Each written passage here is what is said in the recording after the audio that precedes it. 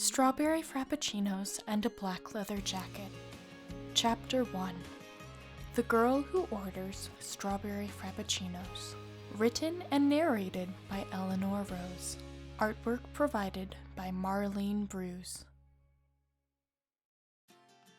Adrien stretched his arms above his head, grateful that the rush died down. He promised his dad, Gabriel Agreste, that he'd close tonight. His father happened to be the owner of the multinational Agreste coffee shop chain and insisted that his son would one day take over the stores when he retired. In fact, Gabriel even had Adrien model for the franchise at times.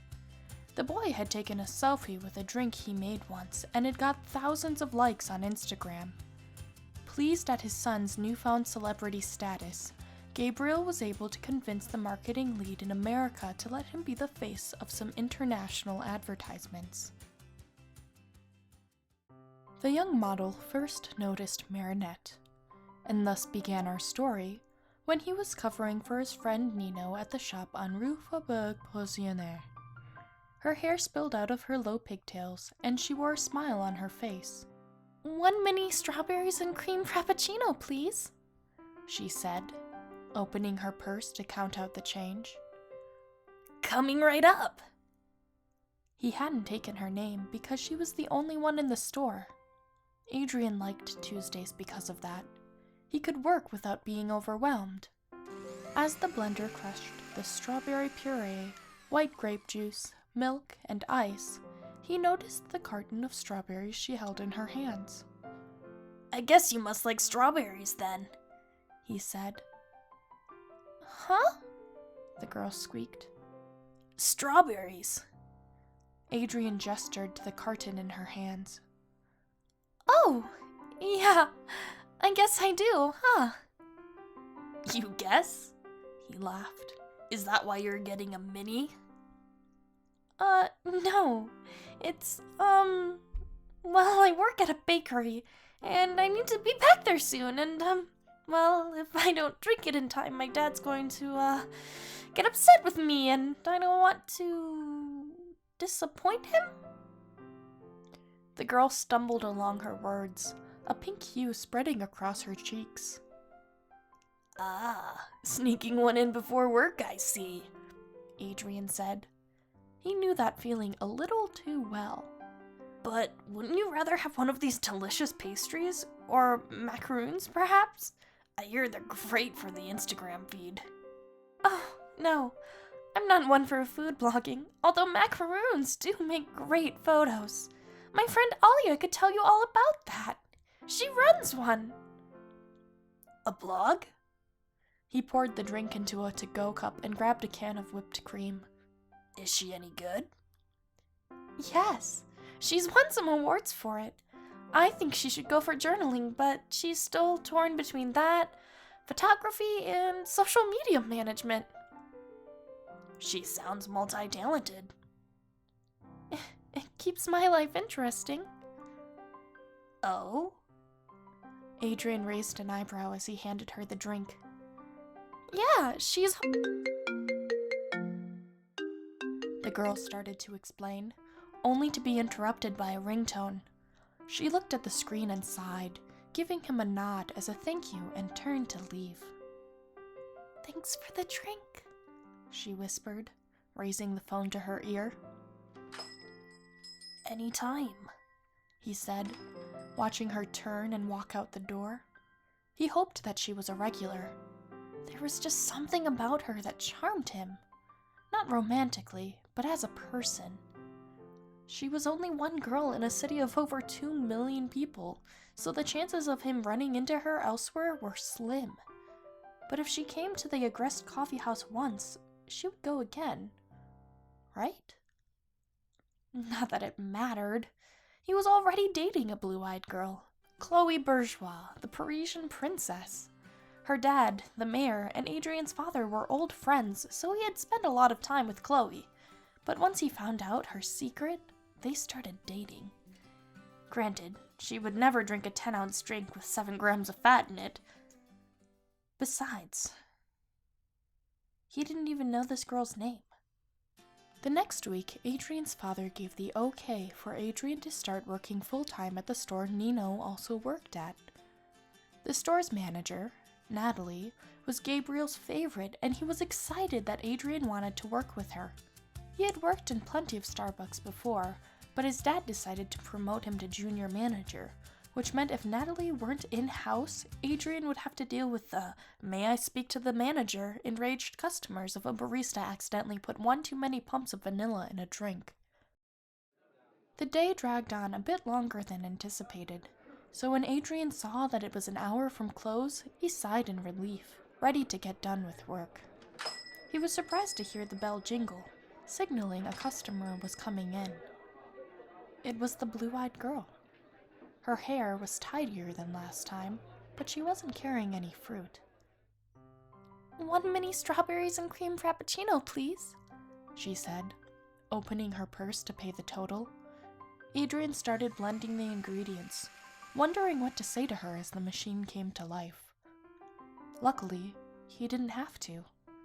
The bell rang again, and a brunette with ombre hair ran in, tackling the girl. "Marinette, I told you not to order without me." "I'm sorry, Alia. You were on the phone, and you know you take forever."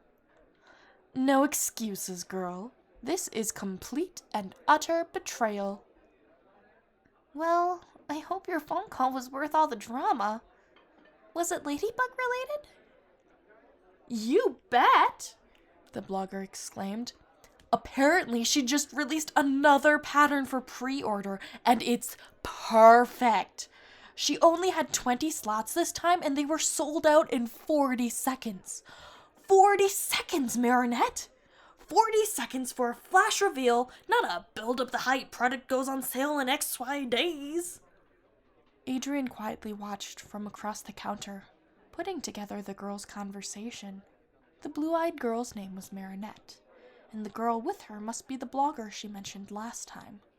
From what he could tell, they were talking about a fashion designer who goes by the name Ladybug. Everything she releases is handmade, high quality, and high in demand. Even celebrities want her designs but struggle to get them, resorting to the knockoffs circling Paris. He smirked to himself because, even though the rest of Paris didn't know who Ladybug was, he knew. He was dating her. He found out by accident, actually. Adrien dropped off a skinny iced latte for Chloe and found her working on a design. He had always known her to love fashion, but didn't realize she designed clothes in her free time. Next to her sat a handmade version of what was in her sketch pad, a ladybug-designed peacoat with fur trimming and signature ladybug buttons on the cuffs. "I can't keep it a secret from you, Adrien," Chloe had said. "You may as well know. I'm Ladybug." He had loved Ladybug's design since before they started popping up around Paris. He was at a photo shoot in an unusually chilly Parisian day in only a t-shirt when an assistant came over with a box. "From Ladybug," it read, and inside was a black leather jacket. That, coupled with the cat he played with for the shoot, was the reason why Adrien had picked up the Cat Noir nickname in the modeling world. When he got the jacket, which, oddly enough, had a faint cell of vanilla attached to it, he fell in love and decided that if he ever found the girl who made it, he would take her on a date. It was a perfect fit for him and was a bit edgier than anything his dad let him keep in his wardrobe. He still had it, and whenever he wore the jacket, he could feel his confidence grow.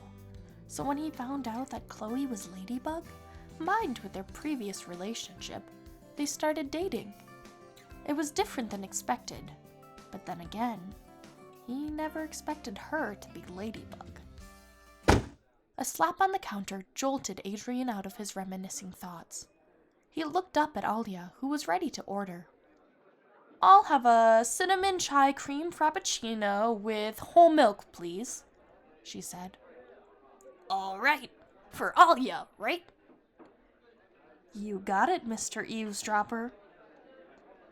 Adrien blushed at being called out, but started the drink anyway. As he let the chai tea steep, he topped off Marinette's mini frappe with whipped cream, He was about to add a cherry when he accidentally caught her eye. You like strawberries, right? Adrien asked. What? Oh, yeah, Marinette replied, suddenly shyer than when she was talking with her best friend. They're my favorite thing to eat, so... Her voice trailed off. Got it, Adrien winked, placing a sliced strawberry on top of the whipped cream instead of a cherry and sliding it over to her. Marinette turned a deeper shade of pink and took it, careful not to brush his fingers. Alia found the substitution hilarious for some reason. Do you do that for every girl? Alia asked Adrien, trying to stifle a giggle. Only for princesses, Adrien grinned, handing her the chai frappuccino. Ouch. I guess I must not be royalty. I never said that, Adrien said, sprinkling cinnamon on top of the cream. You're an Oprah, a great reporter who loves chai. That's royalty in and of itself. You've got a silver tongue, you know that? Alia smirked, reaching into her pocket for a tip. If that's your way of seducing girls into giving you tips, it's certainly working. What am I, American? Whatever, sly cat. Alia rolled her eyes and turned to go out, gesturing Marinette to go with her. Have a good night, Adrien said. Marinette turned around as Alia held the door for her to give him a small wave goodbye and walked out, disappearing into the Parisian night. End of chapter. Keep listening for a sneak peek into next week's part.